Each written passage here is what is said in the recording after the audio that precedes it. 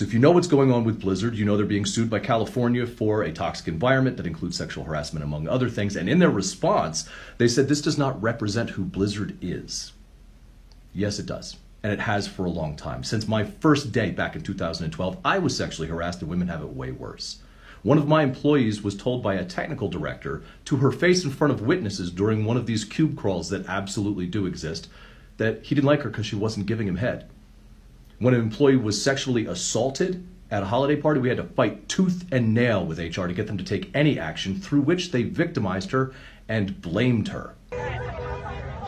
Activision Blizzard workers walked out of work Wednesday to protest the company's response to an explosive lawsuit filed by the California Department of Fair Employment and Housing. The lawsuit alleges there is pervasive discrimination and sexual harassment against women at the company. The complaint specifically named former World of Warcraft developer Alyssa Bernardino, who allegedly engaged in, quote, blatant sexual harassment with little to no repercussions, end quote, and Blizzard president J. Allen Brack. In 2010, during the company's annual gaming convention known as BlizzCon, Brack hosted a panel that included Afraziabi.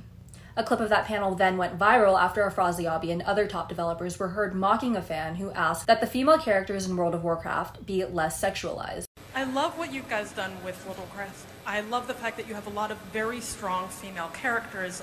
However, I was wondering if we could have some that don't look like they've stepped out of a Victoria's Secret's catalog.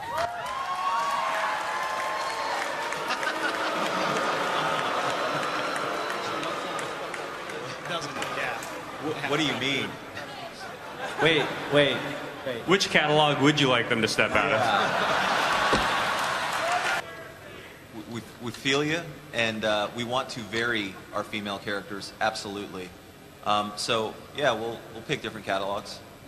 Hey everyone, I'm Alyssa Bernardino. Thanks for being here. While many top male developers claim they weren't aware of the problematic frat boy culture, images obtained by Kotaku, a gaming and news site, tell a completely different story. The lawsuit alleges that it was during the annual BlizzCon that Afraziabi would hit on female employees, telling them that he wanted to marry them, attempting to kiss them, and putting his arms around them.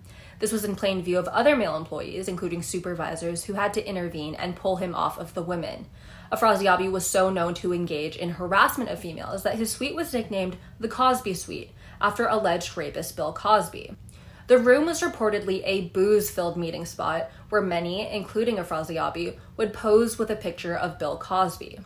One ex-Blizzard source identified an HR rep as one of the Blizzard employees present in the hotel room. Other notable figures aware of the Cosby Suite and also part of a group chat called the BlizzCon Cosby Crew include former designer David Kozak, current lead game designers Jesse McCree and Corey Stockton, the latter of whom proudly call the BlizzCon Cosby Crew possibly the greatest group chat in the history of mankind, and Greg Street, former Blizzard developer currently working at Riot Games. Street said the Cosby Suite was just a green room for taking breaks during BlizzCon. Street also tweeted that the room's name had no sexual connotation and was merely named after Cosby's sweater. But according to Kotaku, there was nothing resembling the Cosby sweater in any of the images. One image did, however, show a group of women sitting on a bed, with one of the women appearing to have a hand on another's breast, which is cheered on by the men in the comments. While this information neither confirms nor denies the origin of the nickname, that still leaves the many captions and comments found in the album that were sexual in nature.